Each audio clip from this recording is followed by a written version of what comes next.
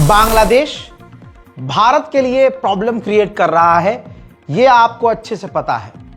बात करेंगे बहुत सीधी सीधी कि बांग्लादेश और पाकिस्तान जो करीब आ रहे हैं, यानी वो जो एक हो गए हैं, यह चीज भारत के लिए बड़ा खतरा बन चुकी है। बन नहीं रही है, बन चुकी है। सलाम, नमस्ते, सत श्री अकाल। मैं हूं रजा और आप देख रहे हैं रजाग्राफी की सबसे खास रिपोर्ट, अंतरराष्ट्रीय प्राइम टाइम रिपोर्ट। यानी एक वीडियो के अंदर पूरी दुनिया की तमाम बड़ी खबर आसान और सिंपल भाषा में आपके सामने। तो चैनल को सब्सक्राइब कर लीजिए ताकि आपको अंतरराष्ट्रीय प्राइम टाइम पूरी दुनिया की खबरें रोज मिलती रहें, वो भी जो आपके लिए जरूरी है। दोस्तों, बताना चाहूंगा कि पाकिस्तान डिफेंस और सिक्योरिटी डील करने की तैयारी में है बांग्लादेश से। यह डील वैसे ही करना चाहता है जैसे डिफेंस डील सऊदी अरब से पाकिस्तान ने की है, और अपने रिश्ते सऊदी अरब से पाकिस्तान ने बेहतरीन कर लिए हैं। ऐसी ही डील बांग्लादेश के साथ करने की कोशिश और तैयारी में पाकिस्तान है। जहां तक अंदाजा है, बांग्लादेश भी यह डील जरूर कर लेगा, क्योंकि दूसरी तरफ यह रिपोर्ट देखिए, शहबाज शरीफ के करीबी, बहुत करीबी ने धमकी दी है कि अगर भारत ने बांग्लादेश पर हमला किया तो पाकिस्तान जवाब देगा।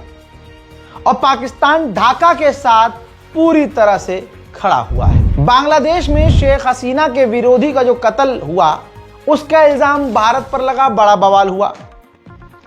अभी यह मामला ठंडा भी नहीं हुआ था कि एक और शेख हसीना के विरोधी के घर के अंदर घुसकर उनकी कनपट्टी पर बंदूक रखकर गोली चलाई गई, गोली मारी गई। गोली इस कान से इस पार पार हो गई। मौत नहीं हुई, खतरे से फिलहाल वो बाहर हैं, लेकिन इसका भी इल्जाम बांग्लादेश भारत पर लगाने की पूरी कोशिश कर रहा है। हजरात, बांग्लादेश और भारत के रिश्ते बेहद खराब स्थिति में पहुंच चुके हैं। पहले भारत ने बांग्लादेशियों के लिए वीजा बंद कर दिया था, और अब आकर बांग्लादेश ने भारतीयों के लिए भी वीजा बंद कर दिया है। दोनों देशों के रिश्ते बेहद खराब स्थिति में पहुंच चुके हैं। जब उस्मान हादी की मौत हुई, शेख हसीना की विरोधी की, जो छात्र नेता हैं, तो बांग्लादेश ने बिना जांच पड़ताल के उनके कत्ल का इल्जाम भारत पर लगा दिया। जब सारी दुनिया से जलील हुए और बांग्लादेश पर सवाल उठे कि ऐसे कैसे बिना जांच के कैसे बोल दिया, क्या इंटेलिजेंस है आपके पास, क्या सबूत है आपके पास, तो अब बांग्लादेश की सरकार ने, जो गृह मंत्री है भाई, उन्होंने बात पलट दी है और कहा है कि उस्मान हादी के हत्यारों का पता हमें नहीं है, अभी जांच हो रही है। दोस्तों, बांग्लादेश के अंदर खासकर जो बांग्लादेशी हैं, वो बांग्लादेशी हिंदुओं को कत्ल कर रहे हैं, मॉब लिंच कर रहे हैं, सर काटकर अलग कर दे रहे हैं, जिंदा जला दे रहे हैं। ऐसी तमाम तस्वीरें भारत में जब आ रही हैं, तो भारत के अंदर जो बहुसंख्यक है, वो उसकी खुन्नस भारत के मुसलमानों से निकाल रहा है। इस पर हम क्या ही कह सकते हैं, लेकिन बांग्लादेशी हिंदुओं के साथ जेन्युइनली बेहद गलत हो रहा है। अब ऐसे में भारत की राजधानी दिल्ली और कई भारत के क्षेत्रों में बांग्लादेश के खिलाफ संगठनों ने, भारतीय हिंदुओं ने और मुसलमानों ने भी मिलकर प्रदर्शन किया है। भारत के राजधानी में मौजूद बांग्लादेश की एम्बेसी के बाहर या उसके करीब पहुंचने की कोशिश भारतीय लोगों ने प्रदर्शन करते हुए की, और जबरदस्त प्रदर्शन किया। तो इस प्रदर्शन को देखकर बांग्लादेश ने भारत के एम्बेसडर को समन कर लिया, सवाल जवाब की और बकवास करी। इसके बाद भारत ने बांग्लादेश के एम्बेसडर को समन कर लिया और फिर रखकर खरी खोटी सुनाई है। बांग्लादेशी हिंदू दीपू चंद को बुरी तरह से मारा गया, मैं एक्सप्लेन भी नहीं कर सकता।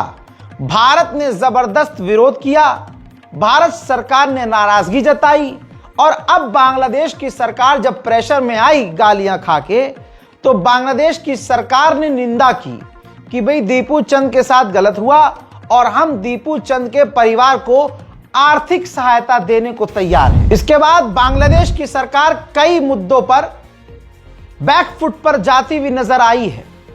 बांग्लादेश भारत से चावल नहीं ले रहा था, लेकिन अब 50,000 टन चावल बांग्लादेश की सरकार अप्रूव कर चुकी है कि वो भारत से खरीदेगी। वहीं पाकिस्तान की फौज ने, पाकिस्तान ने लीबिया की गवर्नमेंट और फौज से डील की है, जिसमें $4 बिलियन के हथियार पाकिस्तान और हथियारों के साथ फाइटर जेट भी लीबिया को बेचेगा पाकिस्तान का बकलंड वहां पहुंचा था लीबिया, और वहां जाकर इतनी लंबी फेंक के आया है कि अगर आप पाकिस्तानी भी होंगे तो आप शायद कहीं ना कहीं मन में तो कहेंगे यार ये लंबी छोड़ दी। हजरात, अभी 2 दिन पहले पाकिस्तान का army chief field marshal Asim Munir Pakistan के जो हैं वो पहुंचे थे लीबिया, और वहां उन्होंने बकैती मारते हुए कहा कि हमने राफेल, Su-30S, भारत के MiG-29, भारत का मिराज 2000 और S-400 भी मार दिया था, टारगेट किया था। अब हंसी आ रही होगी आपको, भले पाकिस्तान से हो आप, लेकिन अब इतना बोलो झूठ कि आदमी हजम कर ले। ये तो बिल्कुल वो हमारे गोदी मीडिया ऐसा हो गया जैसे हमारी गोदी मीडिया ने इस्लामाबाद पर कब्जा कर लिया था। लेकिन हम पाकिस्तान को क्या ही कहें, और हम क्या कह सकते हैं। मोदी जी अरब देशों से छाती जाके मिलाते हैं, और वही अरब अब पाकिस्तान के करीब हो गए हैं। ये देखिए, पाकिस्तान के आसिम मुनीर को, यानी सऊदी अरब की सरकार ने आसिम मुनीर को order of king Abdul Aziz award से नवाजा है। तो आप समझ सकते हैं कि पाकिस्तान और सऊदी अरब के रिश्ते काफी मजबूत हो चुके हैं। वहीं मेरे दोस्तों, तमाम देश ऐसा लग रहा है पाकिस्तान को मजबूत बनाकर भारत के आगे खड़ा कर रहे हैं। तस्वीरों के मुताबिक रिपोर्ट्स जो आई हैं, तुर्की ने पाकिस्तान को PNS खैबर, एक जो खतरनाक वॉरशिप है, युद्धपोत है, बनाकर सौंप दिया है। नाम पाकिस्तान ने इसका खैबर रखा है। हजरात, कमाल हो गया। पाकिस्तान के मौलाना फैजुर रहमान ने कहीं ना कहीं भारत को सपोर्ट कर दिया। उन्होंने पाकिस्तान की सरकार की आलोचना करते हुए कहा कि अगर तुम ये कहकर अफगानिस्तान में हमला कर रहे हो कि तुम आतंकवादियों पर हमला कर रहे हो, मासूमों पर नहीं, तो फिर जो भारत ने पाकिस्तान के अंदर हमला किया था, तुम उसको गलत कैसे कह सकते हो, क्योंकि वो भी तो यही कहते हैं कि हमने तो आतंकवादियों पे हमला किया था। पाकिस्तान के नॉर्थ ईस्ट के इलाके में एक बम धमाका हुआ। निशाने पर पाकिस्तान की पुलिस थी। पाकिस्तान की पुलिस के 5 जवान इसमें मारे गए। आखिरकार पाकिस्तान की एयरलाइन PIA आधिकारिक तौर से बिक गई है। सालों से ये सड़क पर थी, बर्बाद थी। पाकिस्तान की आरिफ हबीब ग्रुप ने 4,320 करोड़ रुपए में खरीद लिया है। उम्मीद से ज्यादा कीमत पर PIA बिक चुकी है। उधर जहां मोचीची चाइना से चीची चाचू चूची चाचू कर रहे हैं कि दोस्ती हमारी बहुत बढ़िया हो जाए उधर चाइना ने किया क्या है, रिपोर्ट आपकी स्क्रीन पर है। चाइना ने वर्ल्ड ट्रेड ऑर्गेनाइजेशन से भारत की कंप्लेंट की है और कहा है कि भारत हमारे मोबाइल पर, हमारे प्रोडक्ट्स पर जबरदस्ती का टैरिफ लगा रहा है। आप देखिए कि भारत का एक बड़ा समुदाय ईसाइयों को कत्ल कर रहा है, उनकी मॉब लिंचिंग शुरू हो चुकी है, और भारत के मुसलमानों की तो 12 महीने चलती है, और भारत का तमाम हिंदू संगठन लगभग ये काम कर रहा है। देश के अंदर दहशत का माहौल एक सड़े हुए झुंड ने बनाया हुआ है, और उधर भारत के बाहर जो दुश्मन है हमारा पड़ोस में, वो हमारे लिए खतरा बना है। कि आज हमारे भारत के आर्मी चीफ को यह बात खुलकर कहनी पड़ी कि हमें शॉर्ट और लॉन्ग रेंज की इंटेंस खतरनाक जंग के लिए, ऑपरेशन सिंदूर जैसे खतरनाक जंग के लिए तैयार रहना चाहिए। सुनिए। The question is, what kind of threats and challenges should India be prepared for? I think this should be based on two major facts. One is that both our adversaries are, one is a nuclear weapon state and other is a nuclear armed states. So hence, we should not allow that level of deterrence to be breached. And second, we have territorial disputes with both of them. Hence, in my view, we should be prepared to fight short duration, high intensity conflicts to deter terrorism, something like Operation Sindoor, that's one.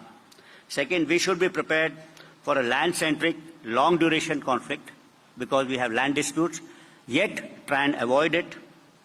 Third, we must exploit new domains and create asymmetry with our weaker adversary and yet... सुन लिया? भारतीय सेना कह रही है जंग का खतरा है, बड़ी जंग का खतरा, लेकिन एक खास समुदाय, संस्कारी समुदाय भारत के अंदर माहौल बिगाड़े पड़ी है। मुसलमानों का मॉब लिंचिंग करना है, मुसलमानों का बाइकआउट करना है, गौ माता के नाम पर मुसलमानों का कत्ल करना है। अब समझ रहे हो?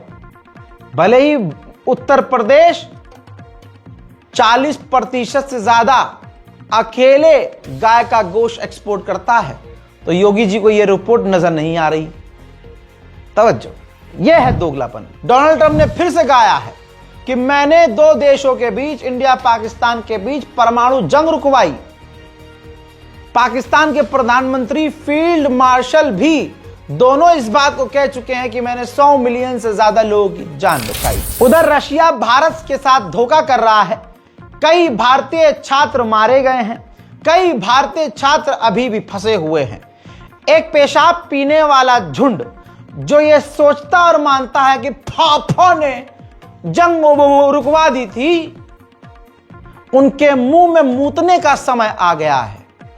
यूक्रेन ने एक भारतीय नागरिक का वीडियो जारी किया है जिसमें गुजरात का वो भारतीय छात्र बताता है कि मैं स्टूडेंट वीजा पर आया था, मुझे फर्जी ड्रग केस में रशिया ने फंसाकर जेल में डाला और फिर रिहाई की शर्त पर मुझे जबरदस्ती जंग में भेज दिया और मैदान जंग में मैं यूक्रेन की सेना के हत्थे चढ़ गया और आज मैं यूक्रेन की सेना की गिरफ्त में। मोहम्मद हुसैन है, मैं गुजरात राज्य से हूँ, मोरबी सिटी से।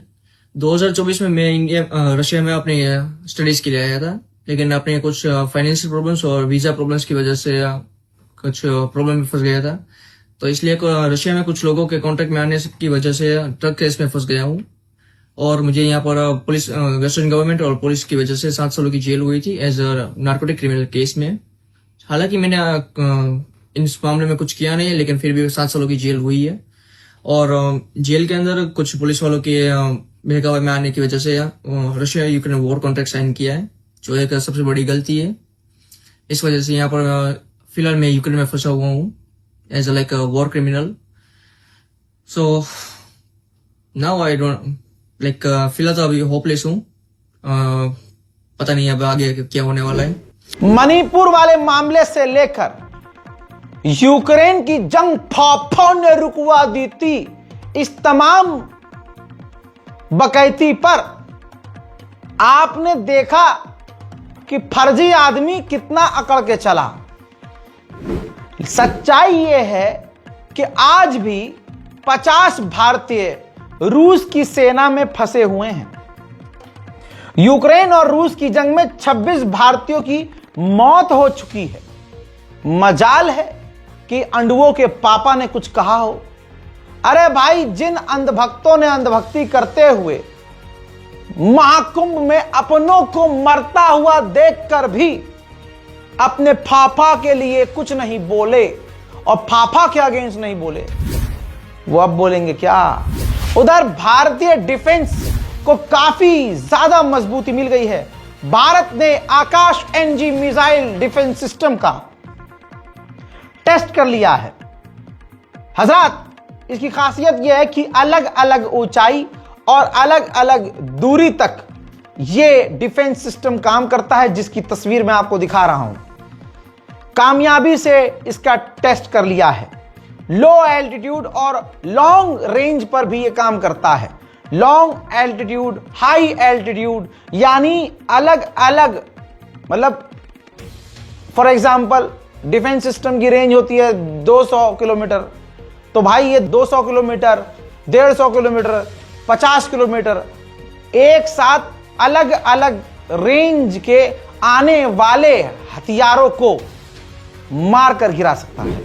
हजरात, ऐसे ही चाइना ने मंगोलिया के करीब 3 अलग अलग जगह DF-31 इंटरकॉन्टिनेंटल बैलिस्टिक मिसाइल तैनात की हुई है। और साथ ही कहा जा रहा है, यह रिपोर्ट पेंटागन ने जारी की है, चाइना अपने आसपास के तमाम देशों के लिए खतरा है। उधर इजिप्ट ने चाइना से डील की है $400 मिलियन की, और $400 मिलियन में इजिप्ट चाइना से 10 ड्रोन खरीदेगा। जो ड्रोन हम भारत के अंदर देखते हैं, जो शादी वादियों में वीडियो बनाने के लिए इस्तेमाल किया जाता है, वो DJI कंपनी का काफी महंगा और बेहतरीन माना जाता है, बहुत बेहतरीन क्वालिटी होती है। अमेरिका के अंदर भी DJI बहुत बढ़िया काम कर रहा था, और चाइना की और भी सैकड़ों कंपनियां हैं जो ड्रोन कैमरे बनाती थी।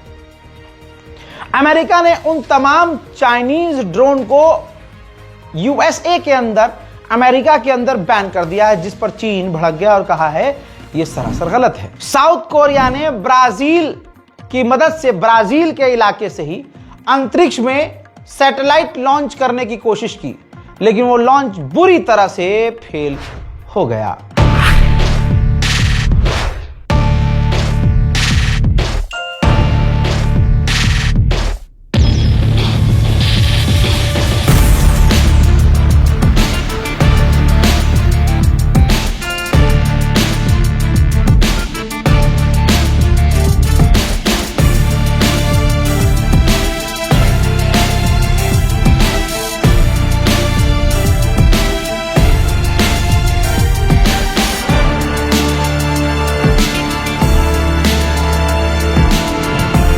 यमन के अंदर ही हुथी संगठन है, और हुथीज ज्यादा पावर में है।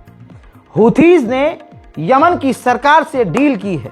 इस डील के तहत 3000 कैदियों को, यानी 3000 कैदियों से, जो हुथीज हैं 3000 कैदियों को रिहा करेंगे, जिसके बदले यमन हुथीज के कई लड़ाकों को छोड़ेगा। हजरात, उधर थाईलैंड और कंबोडिया के बीच खतरनाक झड़प चल रही है। अगर एक मंजर दिखाऊं तो बस ये इसलिए दिखा रहा हूं ताकि आप समझ सके कि ये पूरी फुल स्केल पर जंग चल रही है।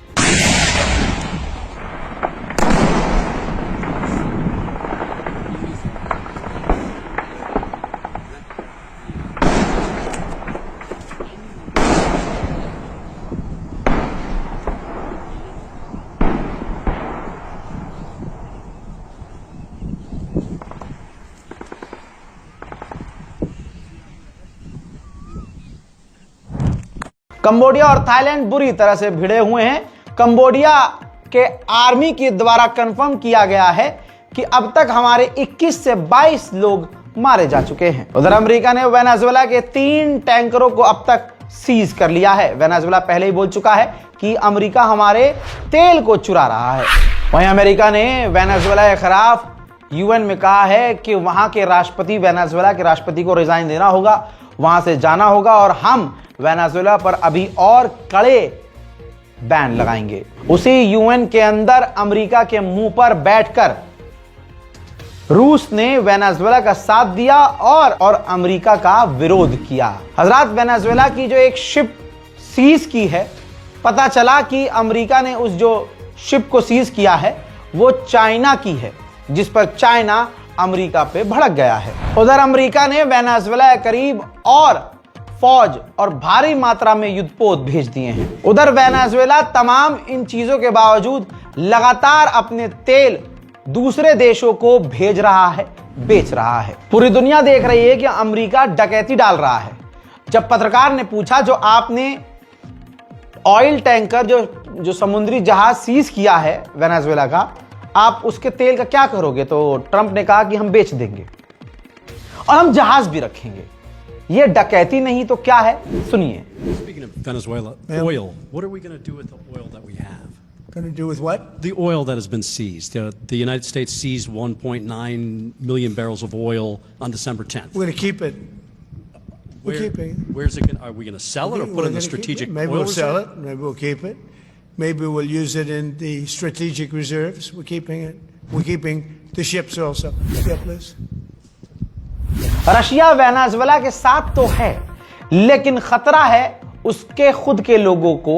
इस वजह से वेनेजुएला में मौजूद रशिया अपने रूसी लोगों को वेनेजुएला से बाहर निकाल रहा है। वहीं रिपोर्ट यह कह रही है कि अमेरिका अब नाइजीरिया पर गंदी नजर रख रहा है और नाइजीरिया के ऊपर जबरदस्ती अपने ड्रोन उड़ा रहा है।